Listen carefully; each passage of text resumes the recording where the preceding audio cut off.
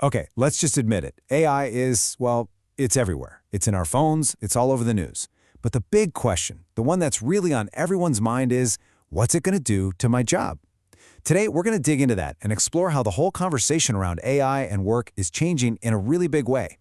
So let's just rip the Band-Aid off, shall we? This is a pretty intense quote from Bill Gates, and honestly, it's a little terrifying because it perfectly captures that anxiety so many of us are feeling. It sets the stage for a threat that feels incredibly real. And look, this isn't just some vague, far-off fear. Researchers have actually put dates on this stuff. This timeline shows when AI might get better than humans at all kinds of jobs. We're talking truck drivers in just a couple of years, retail workers right after that, and then, whoa, a best-selling author? A surgeon? Looking at it like this makes the threat of automation feel very, very tangible. Okay, but take a deep breath, because here is where we're going to flip the script entirely. What if that whole humans versus machines story is just wrong? What if we've been asking the completely wrong questions this whole time? Because out there in the real world, in the worlds of business and technology, the debate has absolutely shifted. The old arguments, they're pretty much obsolete now. So, that old question, should we even be using AI? Yeah, that train has left the station. It's already here. It's baked into how companies hire people, how they analyze data, you name it. The new question, the one that's way more complex and way more important, is how we manage it all. How do we govern it? How do we make its decisions understandable? And maybe most crucial of all, how do we make sure it actually aligns with our own human judgment? This is where the real work is starting. So if we're not supposed to be fighting the machines, then what does this new world of work actually look like? Well, it looks like a partnership. It's about a whole new kind of workforce. And that brings us to this really powerful concept called the missing middle. The future isn't about human-only jobs over here and machine-only jobs over there. Nope. The real value, the magic, is in this hybrid space, this missing middle, where we work together and AI basically gives us superpowers. This new partnership creates three brand new, super important roles. First up, you've got the trainers. These are the people who are literally teaching the AI. They're feeding it data, correcting its mistakes, and basically shaping its skills.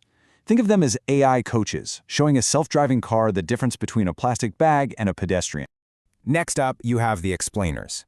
Look, an AI can be an absolute genius, but if no one understands why it's making its decisions, it's useless, or worse, it's dangerous.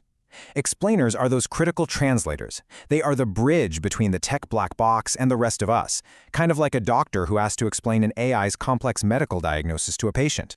And finally, we have the sustainers. I like to think of them as the ethical guardians of AI.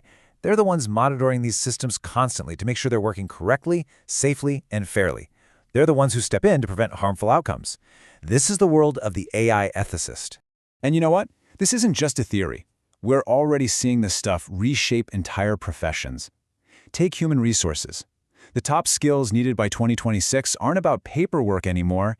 It's about understanding algorithmic ethics, designing for trust, and using AI to make better strategic decisions. It's a whole new ballgame. The most crucial point in all of this is that this new world doesn't make humans obsolete. Not at all. In fact, it makes our uniquely human skills more valuable than ever before. So what exactly is our superpower? You know, we've been through these huge shifts before. We went from the agricultural age to the industrial age, and then to the information age of knowledge workers. Well, now, some argue we are entering the conceptual age, an era that's not about what you know, but what you can create with that knowledge. It's the age of creators and empathizers.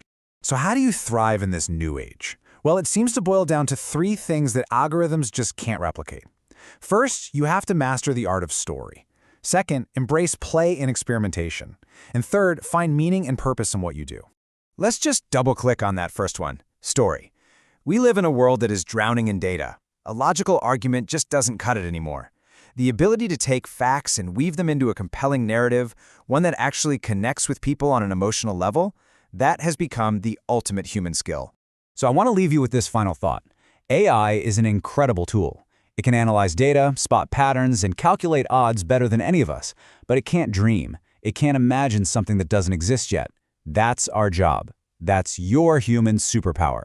So the real question isn't what AI will do to you. It's what new possibilities will you create.